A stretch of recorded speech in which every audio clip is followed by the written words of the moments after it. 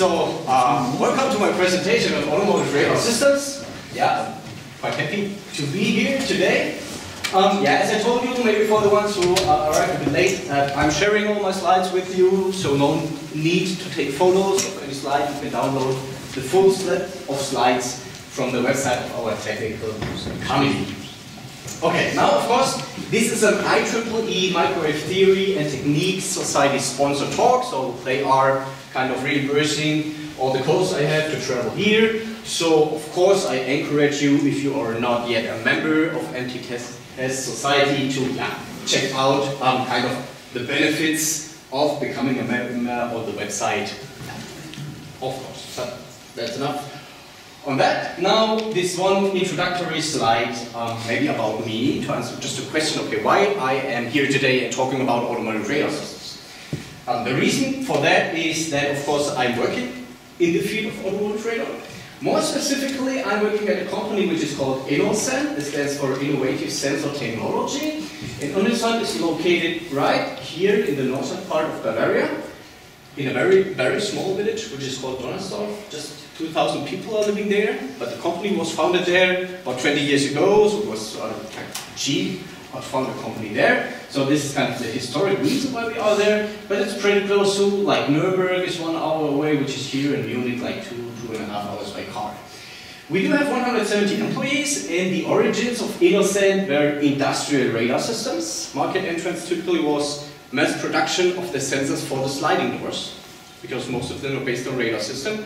And then it started to grow with industrial components, for example, for tank level measurement, speed enforcement, presence detection. Now we do have smart home, perimeter surveillance, and so forth. And about 10 years ago, when the big demand from the automotive industry regarding radar sensors for cars started, the automotive business unit was founded. This is where I'm working at. I'm heading the teams for radar signal processing and tracking. And we are a pretty small company, having 170 employees, but nevertheless we are manufacturing also radars there, not only development, but also manufacturing, typically 3 to 3.5 million sensors a year there in Donnersdorf. We are working in the frequency range from 24 to 81 gigahertz. Now, a company with about 170 employees is too small to act as a direct supplier to the big automotive customers, because they need to have all these established processes and so forth. And this is the reason why part of InnoSen belongs to HELLA. And HELLA is a big German tier 1 automotive supplier with the headquarters here in Lippstadt.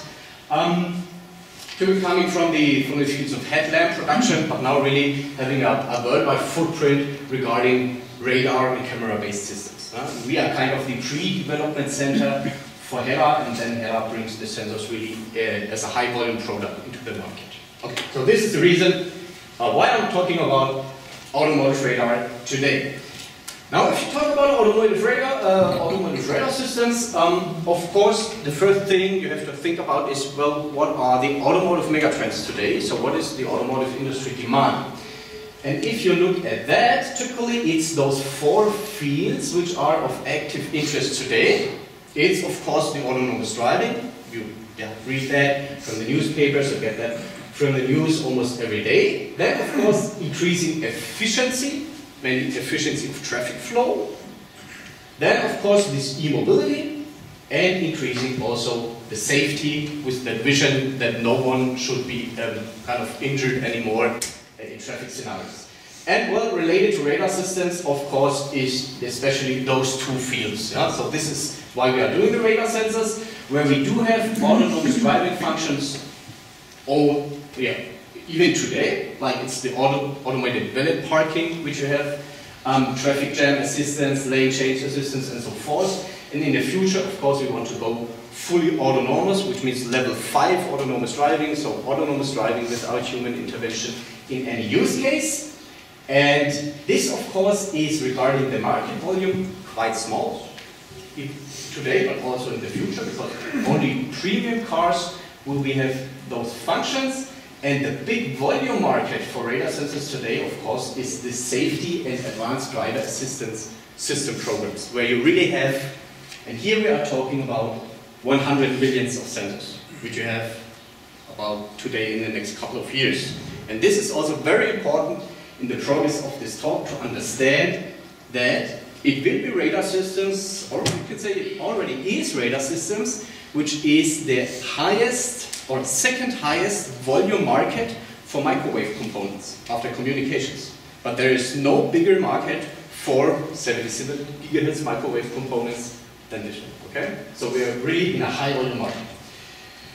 Now, yeah, if you're talking about automotive radar, how does it work? Very simple. Let's start with radar in a nutshell. So we do have a radar sensor. What do? We emit a certain waveform. The waveform propagates through space. We do have some targets in space. They reflect or scatter the incident wave, and then this wave travels back to our sensor and we receive the echoes from all those targets. Then what is done in the radar sensor, this is pretty similar to what is also done in communication, is a channel estimate, okay? So estimate the kind of time delays and the attenuations of all those targets. But what is very particular to radar is then to not only have this channel estimate, but to really estimate the physical geometry. Yeah? You want to know the positions of the scatterers. And this seems easy in such an artificial scenario, in free space. But now think about having mirroring surfaces there. Then, of course, in your channel impulse response, you would see 6 targets, but physically there are just 3. Okay? I mean, you just want to get the physics. And for instance, getting rid of those mirror components is one crucial task here. And this is not simple. And you always do have mirroring surfaces in an automotive scenario, because most often you do have the lane borders, okay, reflecting to the left and the right, and of course the ground.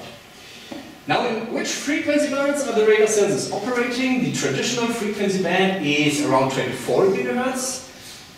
There was and still is one ultra-wideband, which offers about 5 gigahertz of bandwidth, but this is rarely used and will go out of service, I think, in 2022, so this is not of interest anymore. And there is this narrow band having 200 megahertz of bandwidth, which still can be used today and in the future. So there's a lot of radars still operating in those bands.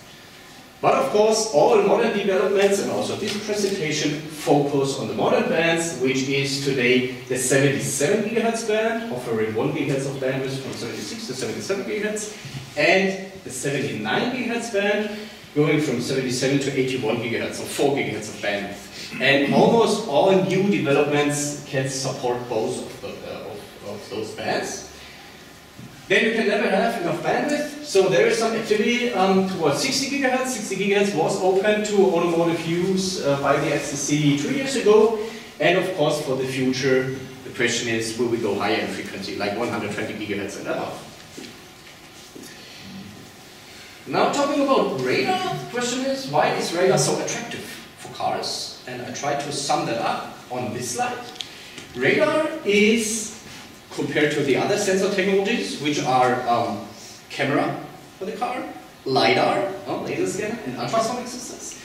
Compared to those, radar is the only technology which delivers you a 4-dimensional image if you take a single measurement. Okay? So in the automotive radar, let's say, measurement process, typically you take one measurement every 50 milliseconds, and then you have to output the data to the car.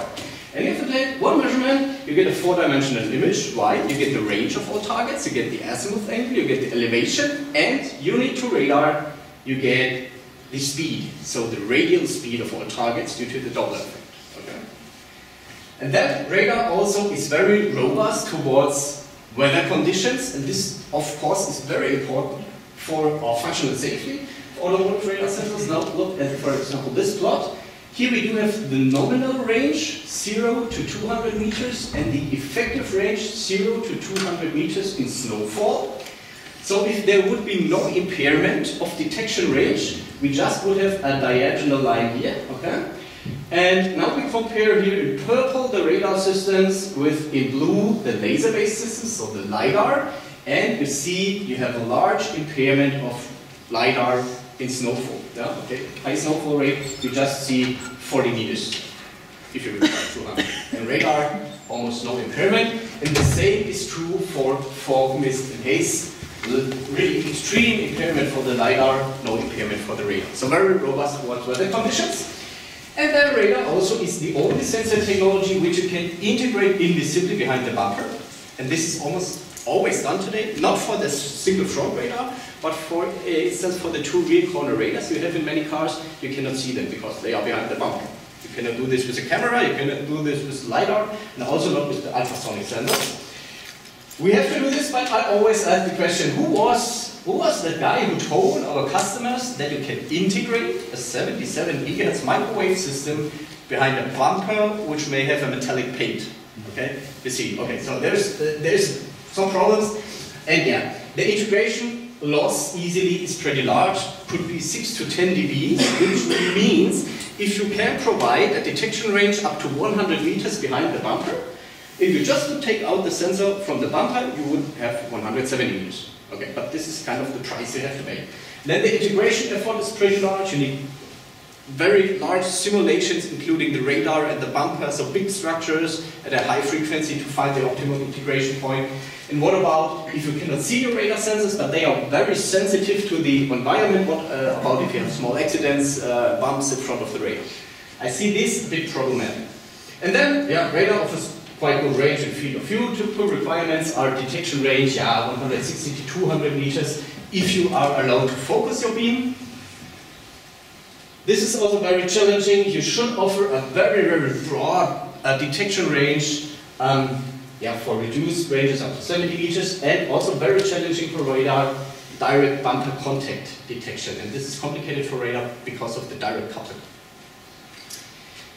Now, what are the typical, let's say, implementation setups? Today on the street, typically a car does have this single front radar, which quite often you see. This is used for adaptive cruise control. Okay, so you take a car, please drive 120 kilometers per hour. If there is a slower car or a truck, it decelerates, and if the road is free again, it accelerates, and therefore you need a focus beam up to 250 meters of range. This requirement typically comes from Germany, from the Autobahn, where you do not have a speed limit. So if you want to use your ACC up to 220 kilometers per hour, you need this long detection range.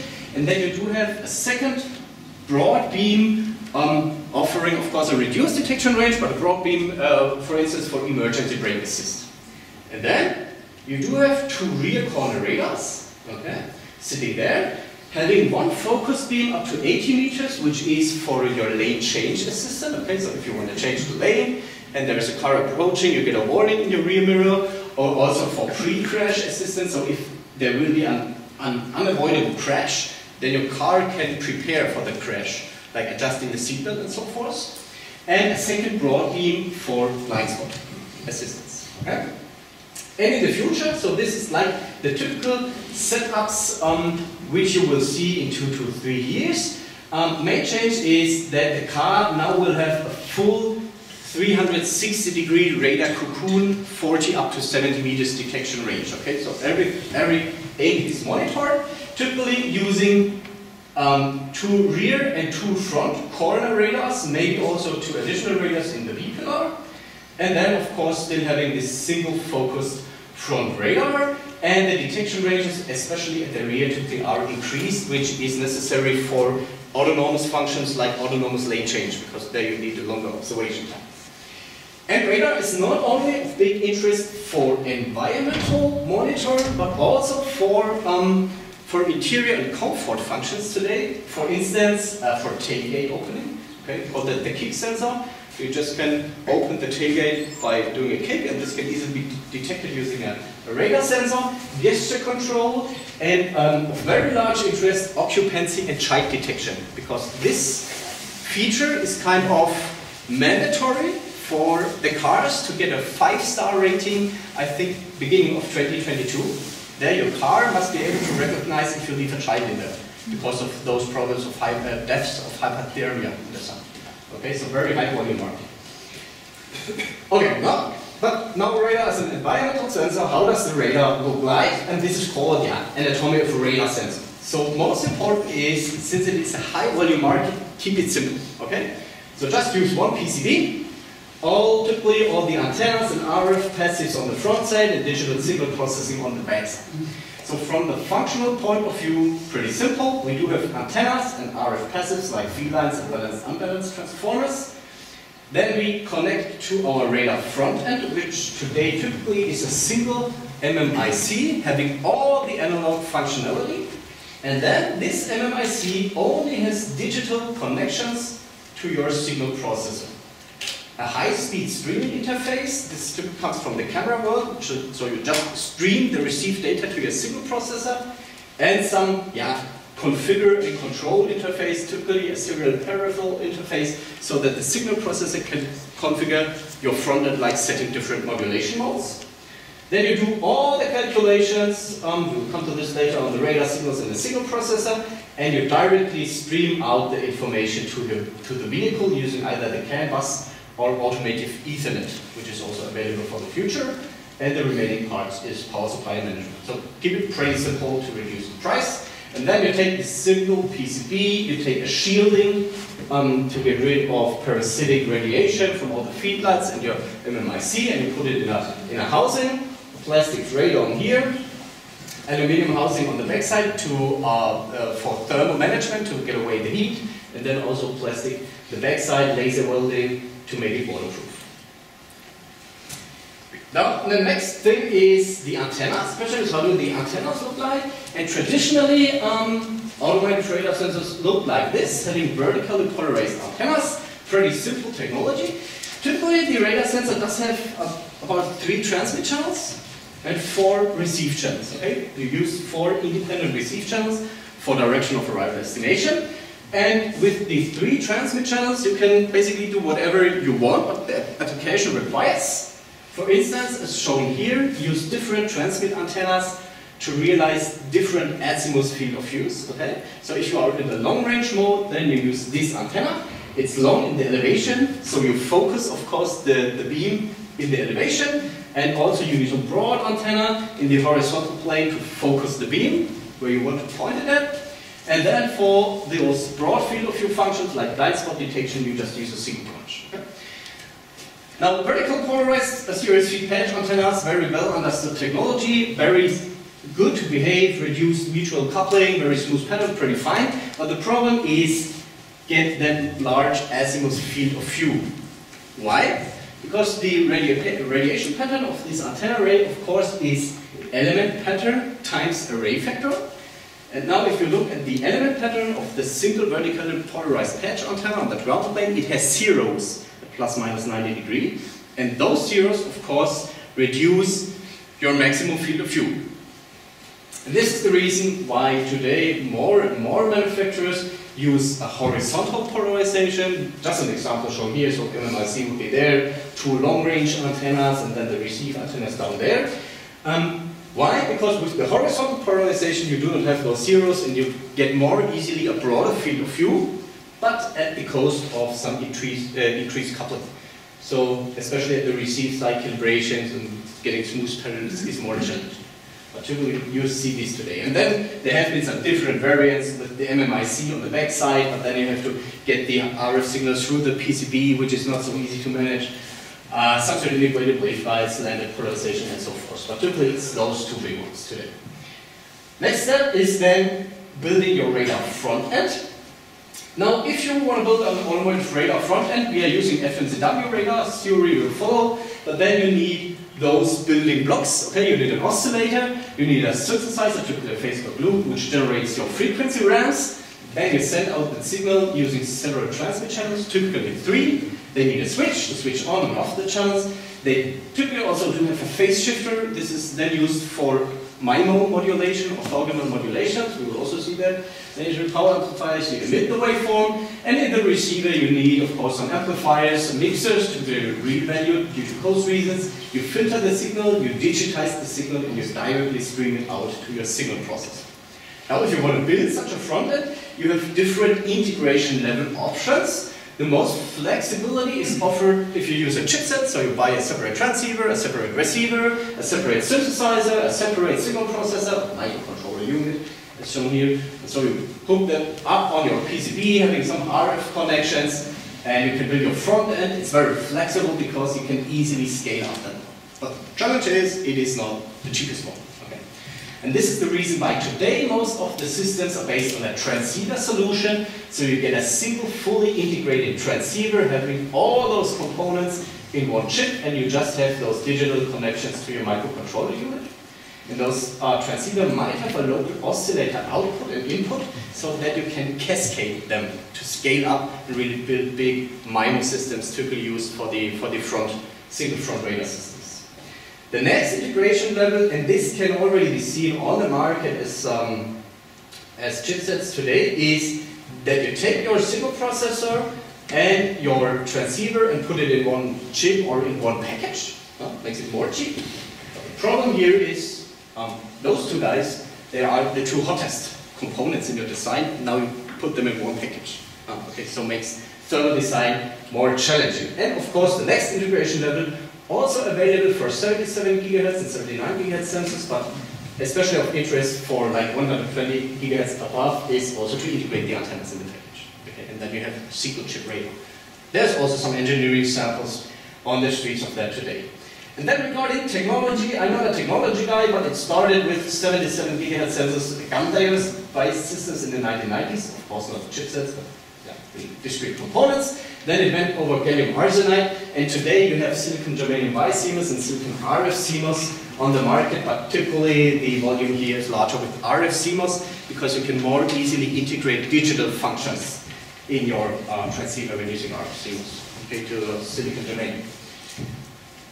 And then finally, we do have the signal processor, and this is a very important slide because you might think that signal processing power, computational power, is not a problem today anymore, but it is a challenge for automotive radar due to this high volume market and of course the cost pressure.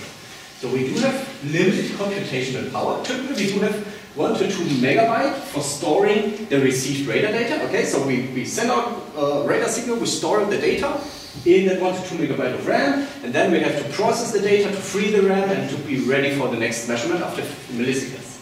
You have 2 to 6 CPU cores running at 150 to 300 megahertz, some dedicated Fourier transform and signal processing engines and everything on board, but just to tell you, this is a performance limiting factor. So if I would have more, especially the memory, more RAM to process, you could easily increase the detection range, remaining with the front end at the same performance. Okay, it's just so computational power is a performance limiting factor. Then you can say, okay, if you cannot compute everything on the sensor, why not stream out the data to a centralized whatever NVIDIA GPU platform? But since I'm talking about serious context, of course you have to stick to the established vehicle interfaces, and the fastest one here is the automotive Ethernet with the physical layer, which is called broader reach, and this offers 100 megabit per second. Okay, so about 11 megabyte per second, which you can transfer, but if you look at the data rate of a typical measurement, it exceeds this bottleneck. Okay, so you also cannot simply stream out all of the received data.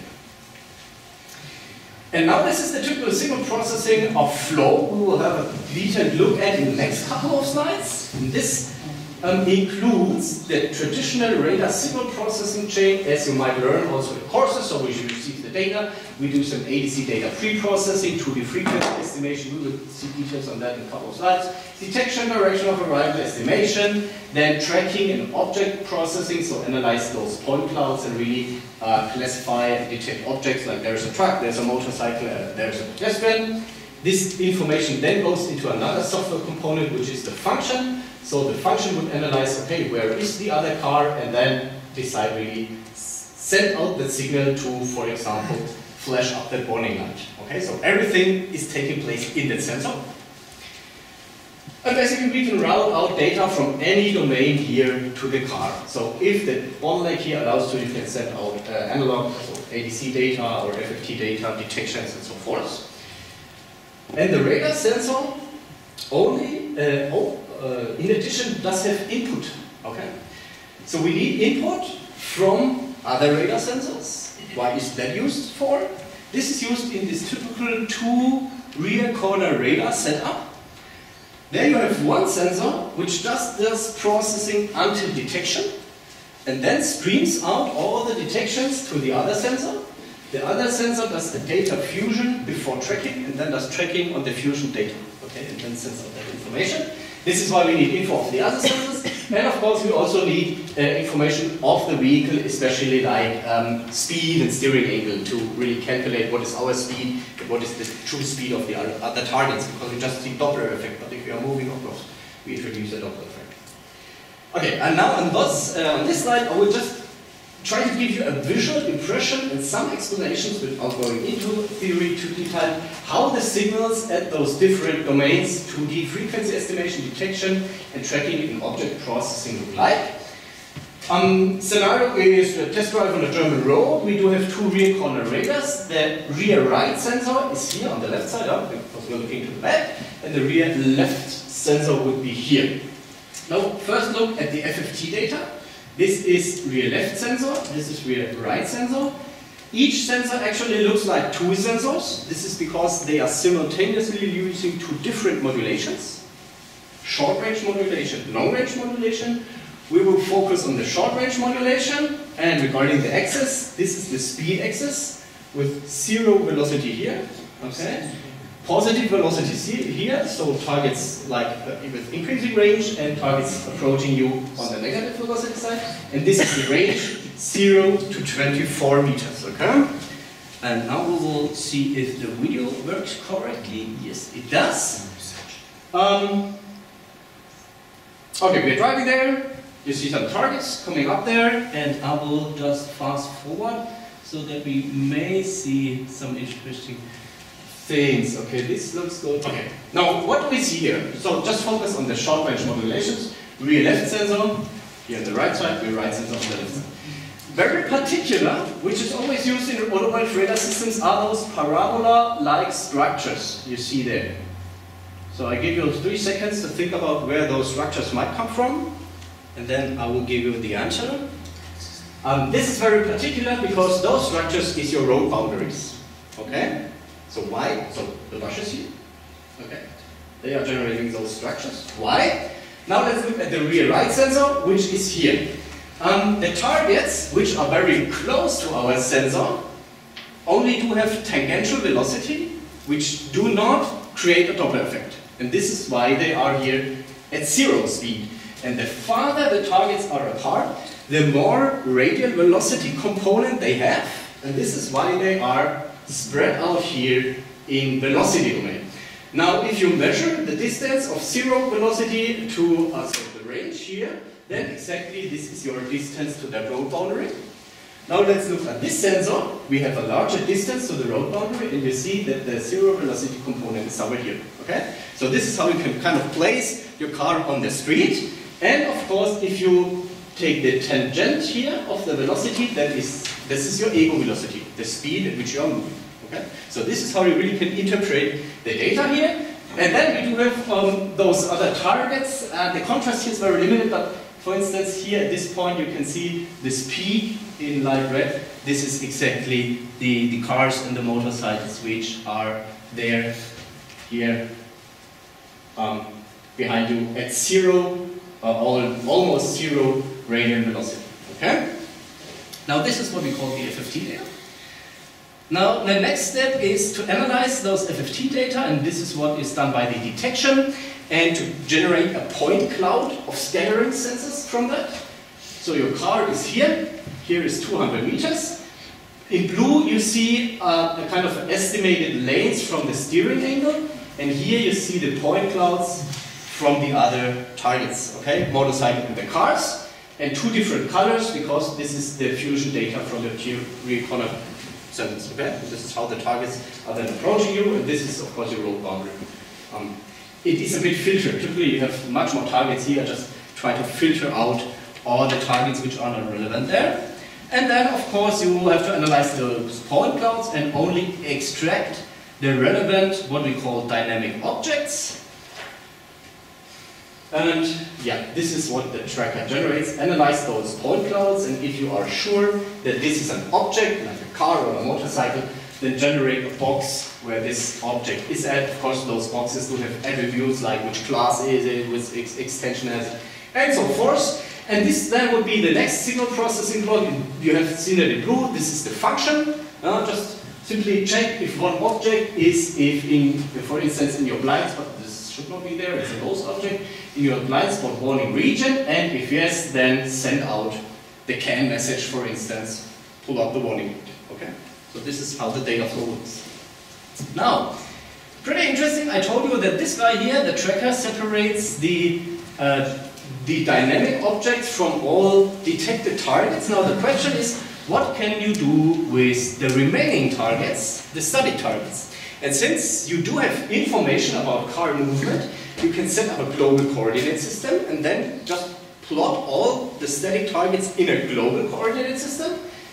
And you can create a radar-based map. Okay? And those maps, for instance, are used for radar-based autonomous parking.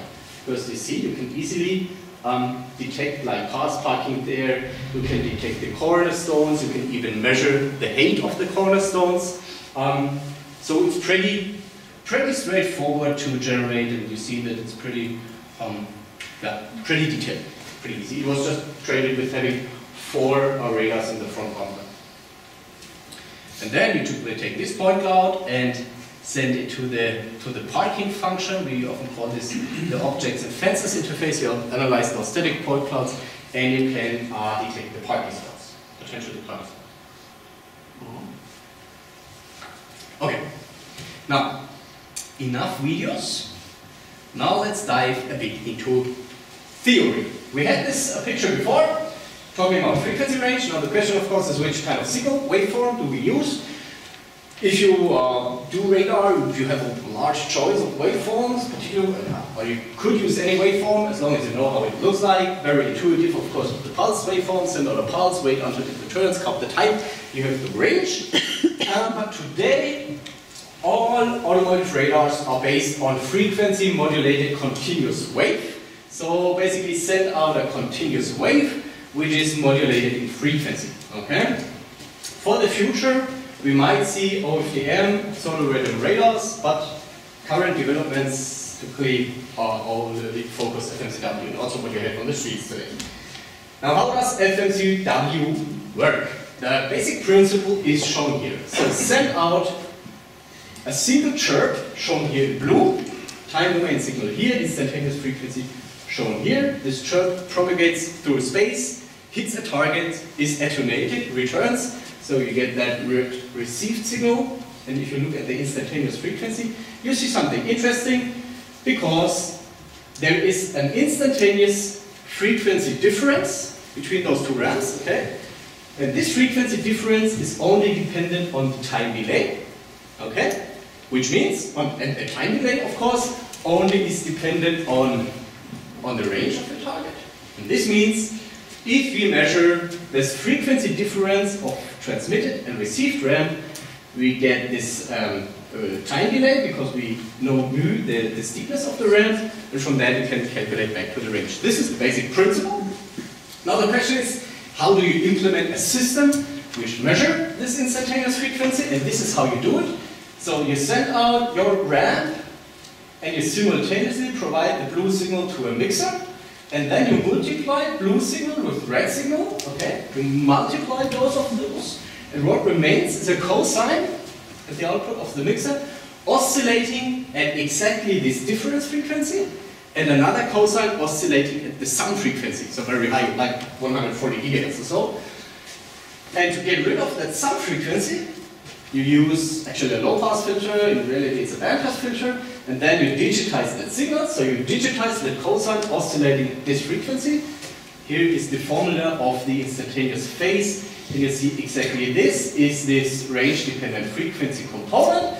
You digitize the signal, then you estimate the frequency, for instance using a fast Fourier transform, and you have the time delay and the range.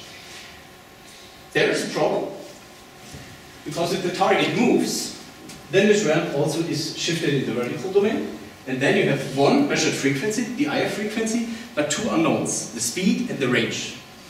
And traditional radar systems, using the so-called slow chirp FMCW, did resolve the problem in using more linear independent measurements, which means send out different ramps of different slopes, do the detection, and then kind of figure out all those ambiguities.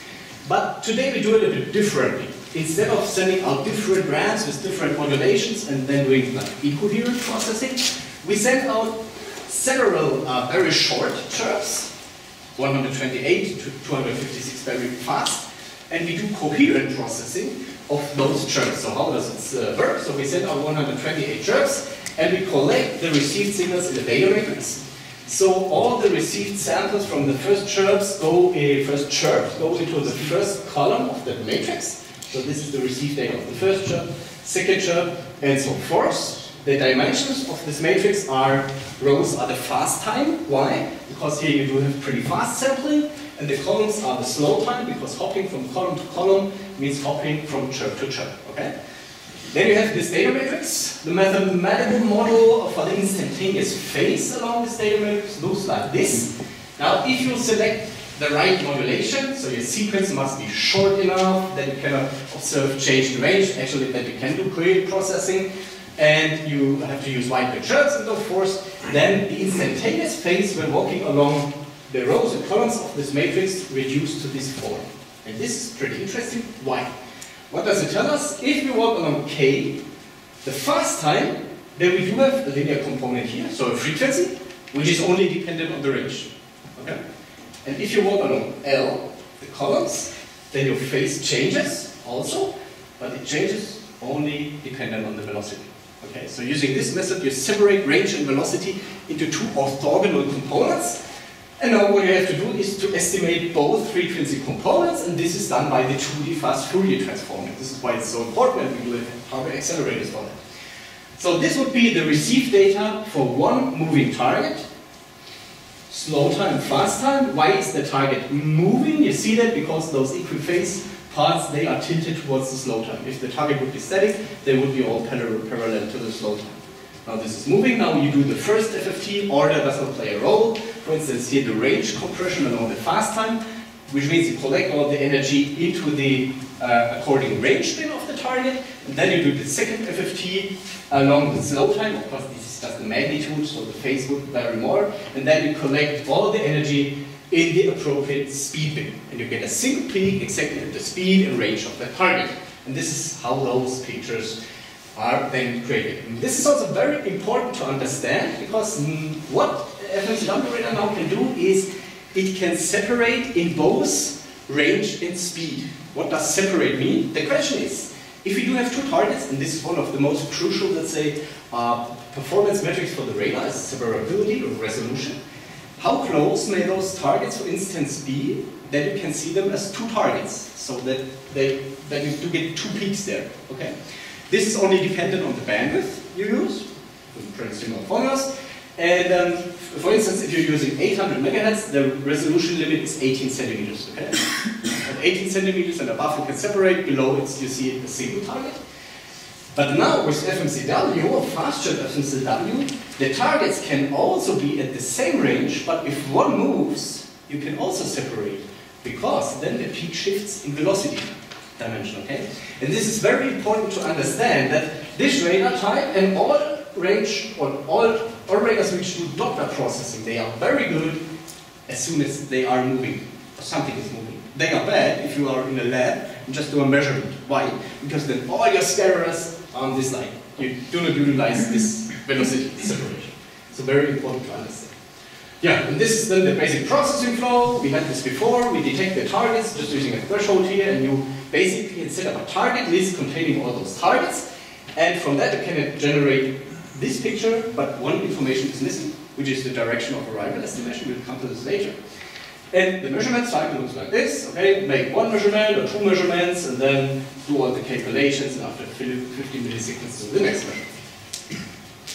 And now advanced signal processing, this is basically about how do we now get the angle of arrival, azimuth and elevation.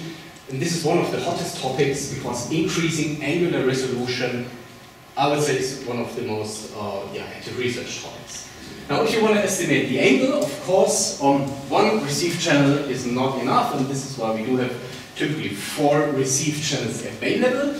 And then you do have another data dimension. You do not have a single fast time, slow time matrix, but your additional dimension is you do have one of those matrices for each antenna, and this is the famous radar data cube. Okay, dimensions, fast time, slow time, and antenna dimension, and the new information typically is then the signal properties across this antenna I mentioned, typically the receive phase. Now the most famous algorithm working in the automotive radar systems for direction of arrival estimation is pretty old. It's the phase monopoles from World War II. How does it work? Assume you have a target detecting in this range velocity cell.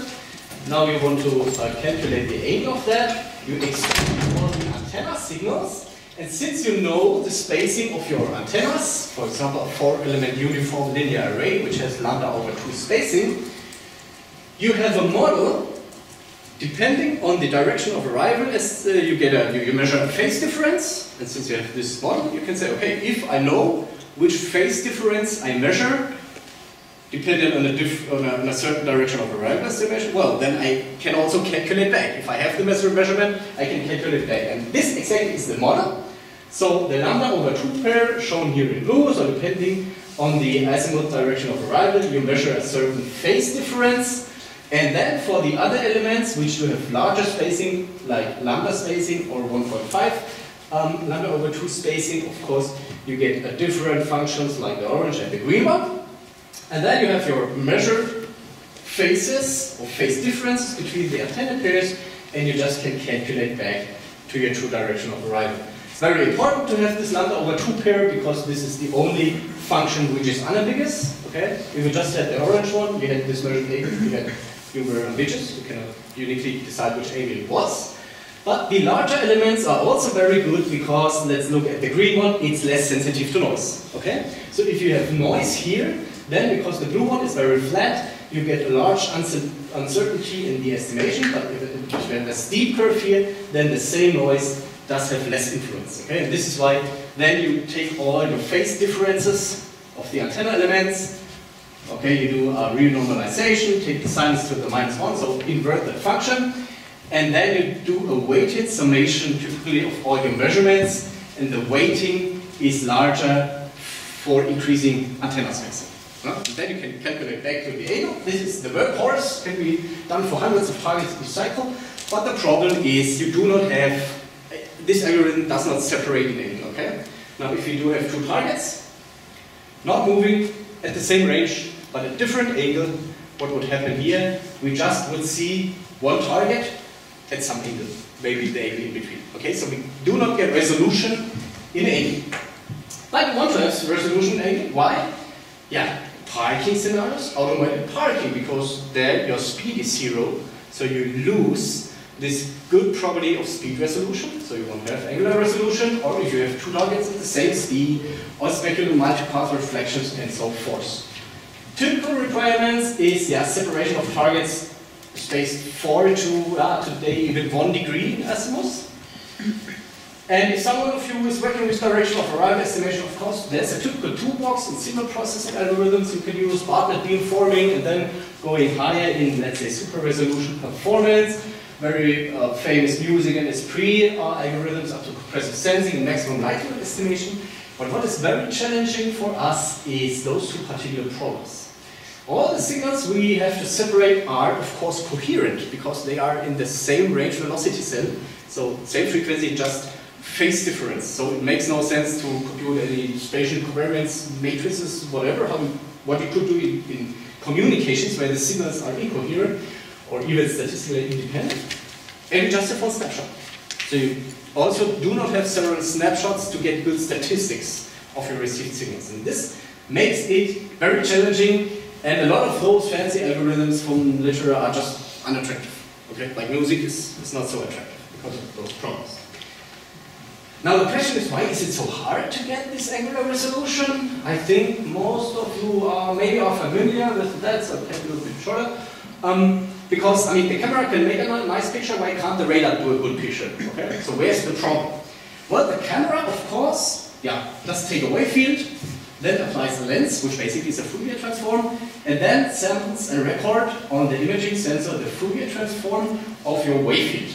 Now you do have several resolution limits in a camera, but one is the fundamental one, the diffraction limit, which tells you if you do have 2-point targets here, the energy of those spreads on your sensor, and if they are too close together, the energy smears, like here, would smear into a single peak, And then, independent of the megapixels you see here, okay, your sensor has, you just would see a single peak. This is a so-called diffraction limit or Rayleigh resolution criteria, okay? And this is due to your limited aperture. If your aperture increases, then those peaks would kind of get smaller and you would get a better diffraction limit. Now, since the wavelengths of the optical light is so small, a typical aperture size of 1.5 millimeter is thousands of wavelengths, and you get a very good diffraction limit in a sub-degree range. Now let's look at the radar. Radar does actually the same as the camera. We have a wave field. Okay, but then we do it differently. We send a record with the wave field, and then we do direction of arrival estimation, which could also be like applying a digital lens, a Fourier transform. This means we are subject to the same limits, but now wavelength is pretty large. Aperture size is therefore pretty low in terms of wavelengths, and this is why we have a very large diffraction, 28 degrees. Okay, this is why it is so hard to get, and this means that if we do direction of arrival estimation with a radar, we have to find algorithms which kind of beat those physical diffractions, because we want to go down to 1 degree, okay? And this is what you then call super resolution direction of arrival estimation if you get better than this one. And yeah, it's very challenging, especially for automotive radars to do that. And this is the reason why typically if you want to get super resolution, it's just the maximum likelihood estimation which remains as an attractive candidate, but maximum likelihood estimation is computationally very expensive, so you cannot just throw it on all the targets you get.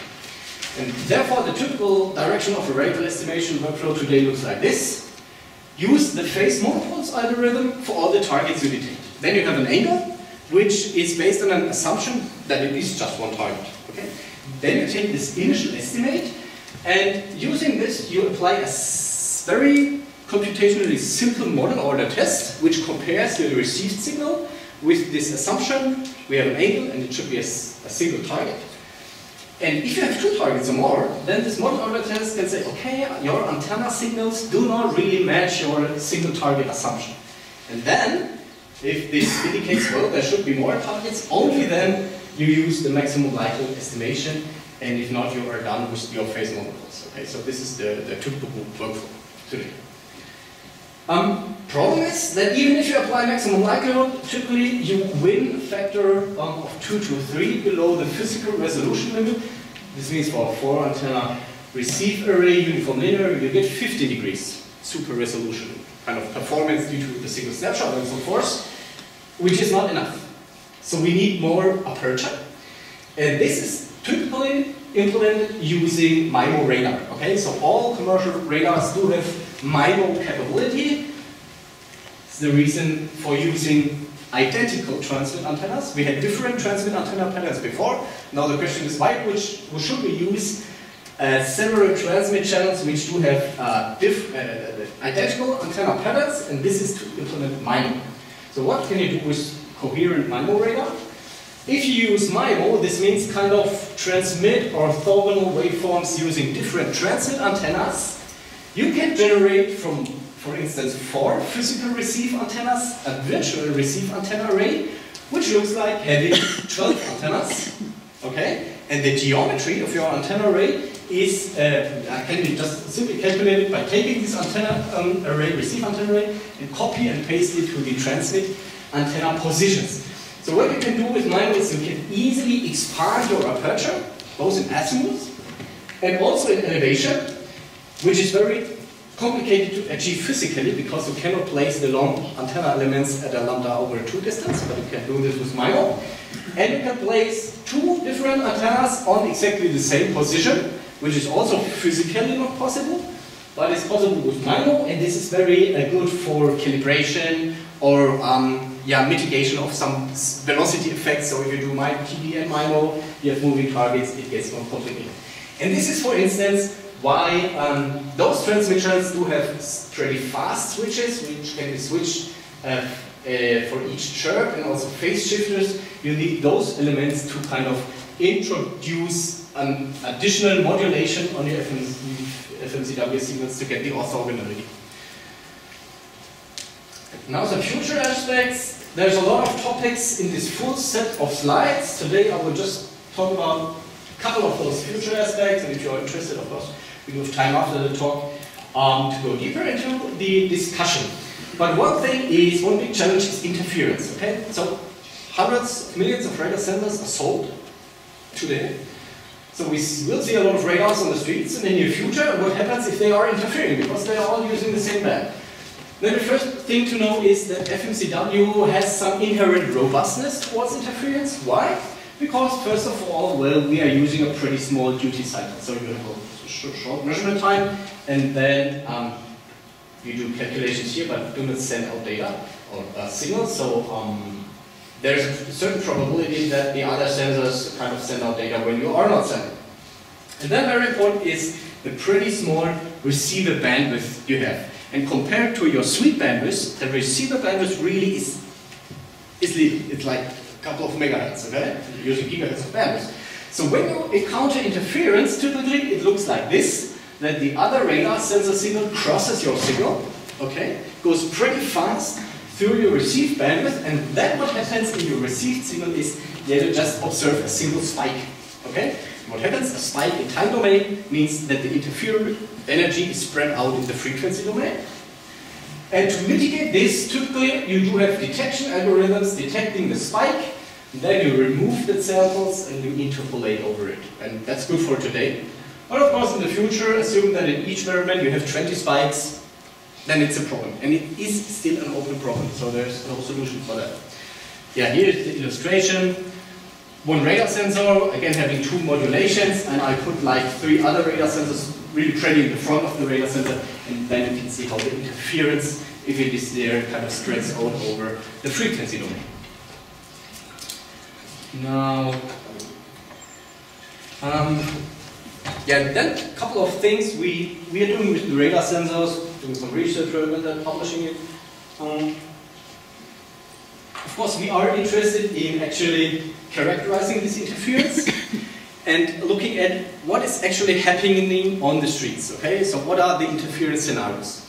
Now, if you look into research papers today, we are covering FMCW interference, then of course they are always based on simulations. Okay, they simulate traffic scenarios, cars having some FMCW radar sensors, but they do not have precise measurements. Why? Because, I mean, you cannot just simply put a couple of high-end spectrum analyzers. Most companies just have one, FSW85 for example, so millimeter wave spectrum analyzers in the trunk of your car and then drive along. Okay? If I would tell my boss I want to take our spectrum analyzer just for some street measurements, he would not be too happy with it.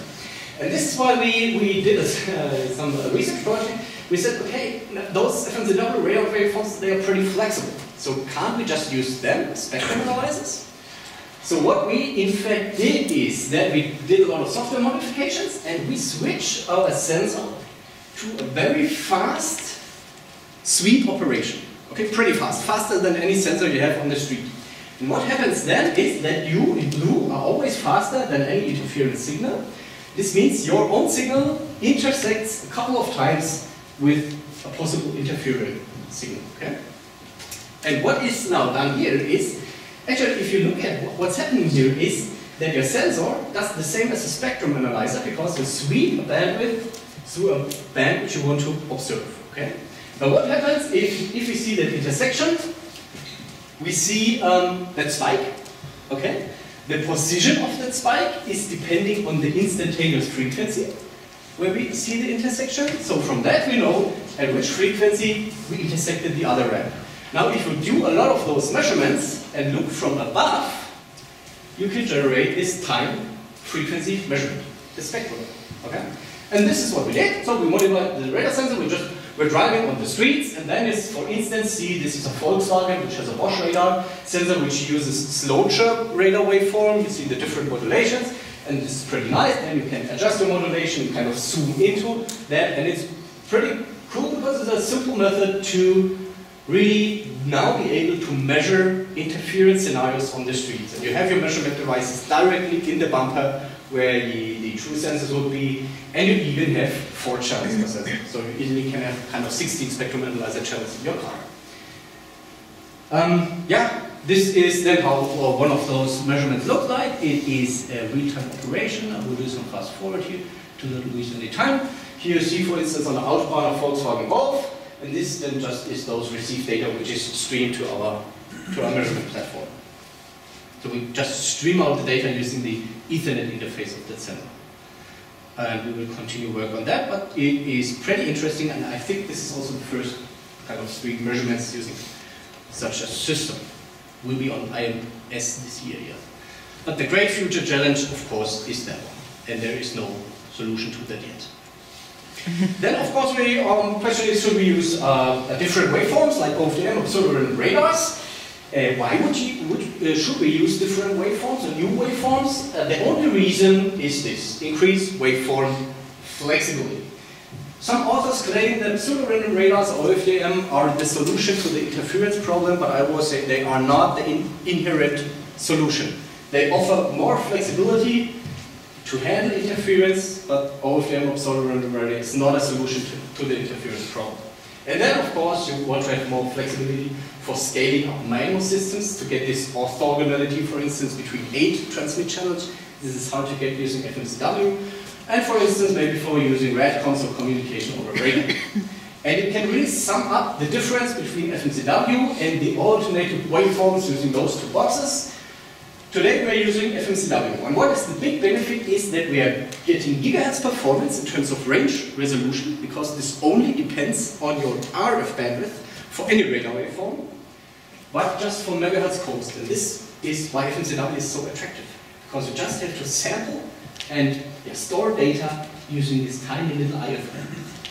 Using any other radio waveform, today we are here, you get, in terms of range resolution, you get the same performance, because you're not using bandwidth, whatever, but you have to sample to build the full band, so you have to invest gigahertz cost.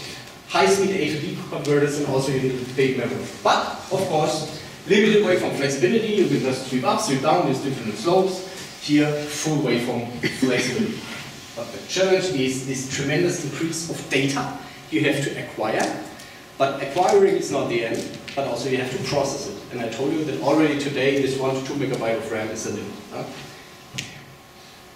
Then artificial intelligence. Okay, artificial intelligence is the buzzword, basically it's machine learning what we do. Of course, this is of interest, and it is done today for classification of the objects, of course, then for interference classification, so that you kind of can select the optimum strategy for your next measurements. Okay, so which is your mid-frequency, for instance, to use. And what I did some recent work on it, I'm very interested in the direction of arrival estimation, was self-learning super resolution direction of arrival estimation.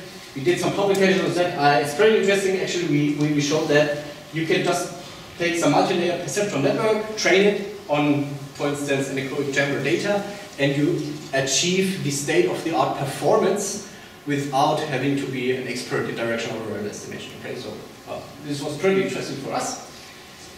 And yeah, very hot is also cooperative radar. I told you, well, we do have this interference problem because we do have the automotive radar bands. They are, I say they are like Wild West. We do not have a regulation, just a limit on transmit power, and that's it. So everyone can use what's there. And our idea was, well, can't we use the energy which is there in the air, kind of? Because today each radar sensor, not only of different cars, but also in the same car, uses its own probe signals. So the question is, can't we reduce this pollution and use the probe signals of the other sensors? For instance, if front left sensor transmits, the front right sensor just must receive the data and interprets it, or even the sensor of the other car does it. You have two challenges.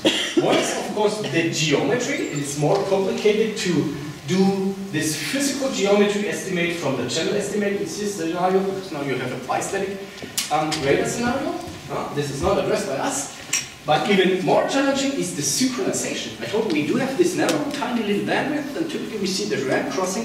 So the question is, how can we kind of collect that energy from the other sensor? Not to see that signal spike, but really to get a spike, but in frequency domain, yeah? So to conveniently connect the data. And we were addressing this, so we were kind of modeling what could happen if you do have different radar sensors, and we extended all these kinds of models for your received data matrix in all those different scenarios you have. Yeah, we generated some models, and you see that the models really pretty precisely can predict how your receive data looks like if you do have two incoherent operating radar sensors. So this is the according measurement, so pretty good agreement. And this tells us our models are good. This tells us we can use the models, and if we have received data, we kind of can estimate the parameters of the models and synchronize our radar sensors.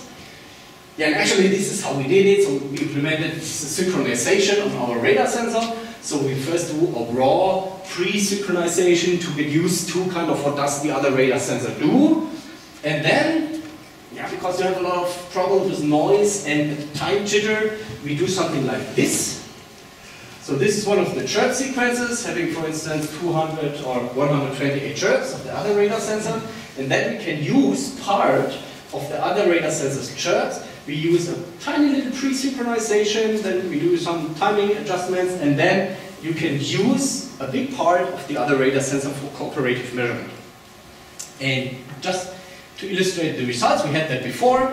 This is if you have a normal sensor, if you have interference. And now we kind of switch on that signal processing in the sensor we had. The sensor goes into this raw pre-synchronization mode. Kind of this, all these intersections from the interference signal, observing the signal. And once you kind of are synchronous, you switch the mode, and you, okay. And now you can see what happens. This is this received data matrix. You see that you lose a couple of chirps from the other sensors, which you need for this fine synchronization. But for the remaining big part of this data matrix, you can coherently kind of collect information from the other sensor. If you apply a 2D FFT, you see that instead of the signal from the other sensor is spread over your range velocity image, you can coherently process it, you get a single peak, and this kind of is the origin of the other sensor, okay? So all targets then will be in range like after that peak. There will be other targets. Of course, there's some impairments. You see it was hopping there to the left and to the right. This is since you cannot adjust the phase of a PLL correctly and so forth, you have increased noise, but this was very interesting for us that you can use a commercial architecture, not an FPGA, whatever, to synchronize on faster FMCW signals. And I've seen a couple of papers who use from university, who use FPGA platforms, full band sampling to synchronize on slow chirp. And this one is synchronizing on fast chirp, which is much more complicated using no FPGA but a commercial platform. Yeah. So this is a bit of the research work we do, and yeah, actually that's the end for today. Thank you for your attention, and of course I'm now have an active discussion. Thank you.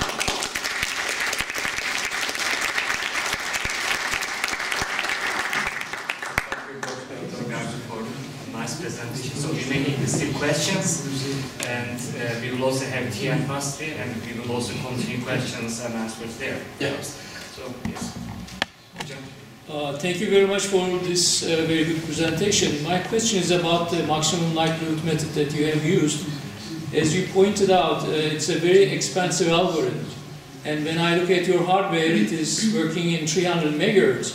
So the question is, how many sources you are looking at, the number of sources, yeah. And are you looking at the sources in azimuth and elevation, and what is the degree of accuracy that you are looking at them? Okay, I can tell you that typically you apply the maximum likelihood only in azimuth.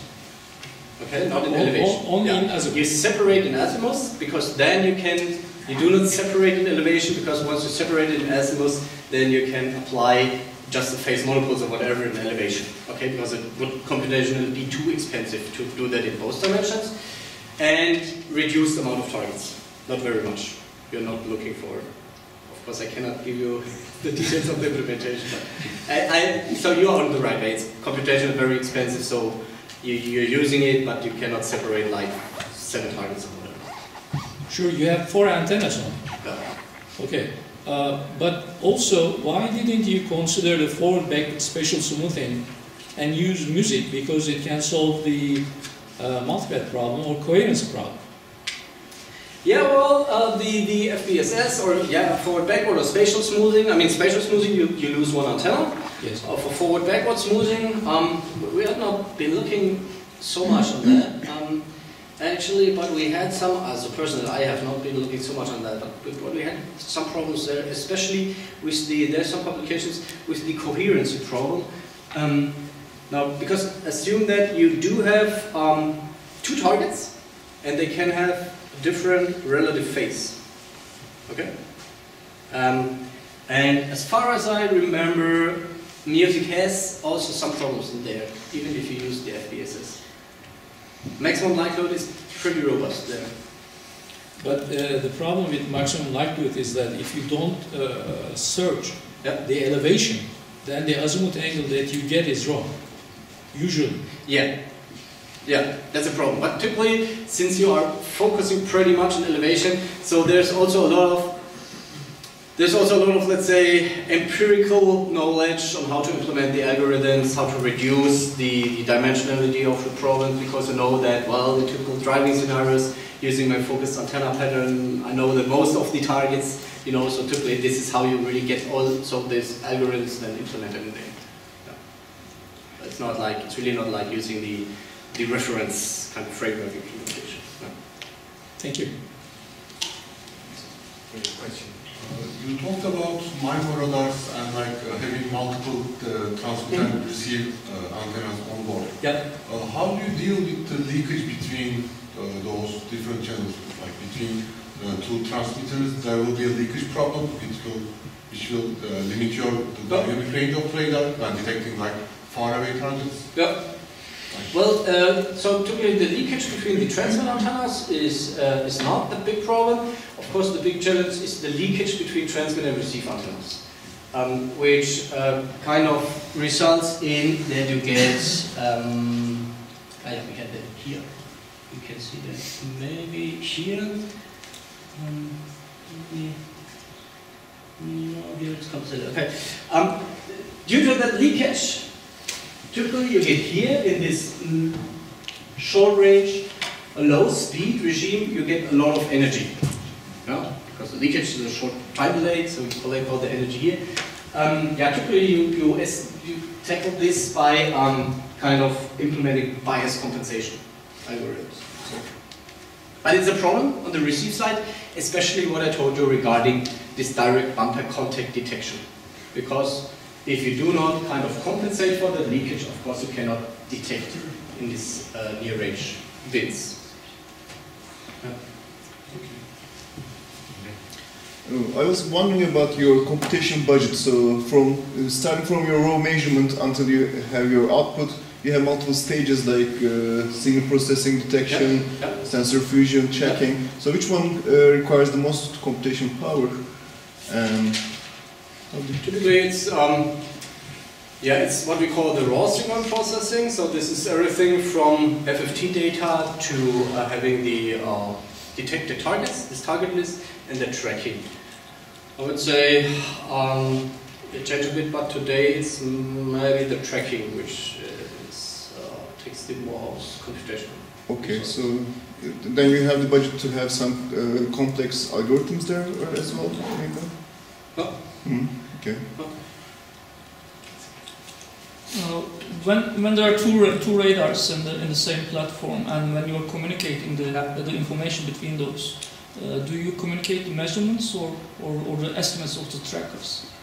No, when you communicate, typically you communicate the detections. Detections. Okay. Yeah, then do data fusion of the point clouds, like a gray and purple one, you see, and then do a common tracking of those. I mean, there's different options. I showed you in this system setup, you have this virtual multiplexer. Then, of course, it depends on your customer. Some customers want to have a sensor which does everything up to the function. So really just outputs lights on or lights off, warning lights on or off. Some prefer streaming out of objects. Some even today. So it goes more and more to centralized processing. So they want to have like the raw data. Not the raw data, they would like to have the raw data, but the raw detections. And then they do data fusion on their own platforms. And for instance, so this the top level highly automated cars today also do both. they want to get your objects from the tracker, and then they want to get your raw targets, and then they do their own tracking, and then they kind of compare the results. As I understand, your latest research focuses on this interference management issue. So, well, obviously, it's a very big issue because the percentage of the cars with radars will be increasing. And when you mentioned some of the techniques, they all brought into my mind all these different randomization ideas in communications for medium access. So, have people working on that? Have there been some sort of standardization efforts? Yeah, this is a good point. The standardization efforts, there is some activity in Germany regarding car manufacturers, the big tier ones. They are starting to gather on a common table and talking about standardization and finding regularization for, well, once you allocate new bands, because I think this is very important, because even new waveforms, which may offer, like if you take sort of random radars and you have a good code base, with good cross-correlation properties, then you can kind of randomly select the code each radar uses. But this also is not an inherent solution, especially if you also consider that there's still a lot of old FMCW radars in the streets. So I think it's very important to talk about standardization and regularization, like coming from communication. So having those Wild West bands where everyone can actually use the modulation and yeah, he or she wants, makes it more challenging. Well, my question is not directly related to your presentation, but considering the optical sensors, not the radars, they have much more benefits. If we discard the adverse weather effects, most of the problems you address here are not the problems of the optical sensors. If you look from this point and compare the FMCW radar, what sort of feature do you expect? Will there be a merging, or will there be a change of roles, or? Yeah, we will see. I mean, the LiDARs, of course, they do have this great spatial resolution, small beamers. I think whether, okay, it's a thing. The big challenge of the LiDARs is, of course, their cost. This is really like magnitude larger than radar systems. No, instead of LiDARs, just a camera. Okay, but the camera, yeah. But then, so or let's say it like this. Quite often people ask me, okay, which will be the sensor technology you think which will win the game if it comes to autonomous driving? And I'm pretty convinced that it will be at least camera and radar together. So it will not be single sensor technology. Even today, we do have fusion of camera and radar data, for example, for emergency brake on static objects, because this is very complicated for the radar to distinguish if it's the metallic can or if it's the end of the traffic jam. So it's very good if you have a camera to just plausibilize this information. And then the question is, what will be the part of the LiDAR? I mean, you see, yeah, it might be of interest for particular regions. I'm not sure that LiDAR will be the technology for 360-degree coverage, but maybe for this front sensor, high-performance front sensor. You can see that in the new Audis. The new Audi A8 is the first car who has a single front LiDAR, and I think the new Q8 even has 2 LiDARs in the front. But it will be a team of sensors. I'm pretty convinced, also for functional safety point of view. So we can continue with tea and coffee then. So we thank our speaker again. Thank you very much.